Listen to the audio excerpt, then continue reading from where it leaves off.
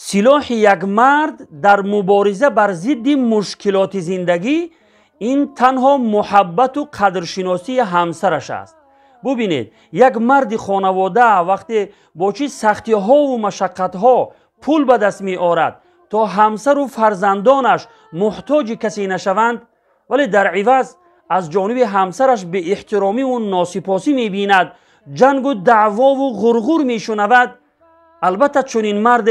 همت و حوصله خود را در برابر مشکلات زندگی از دست می دهد و کمرش به آسانی می شکند.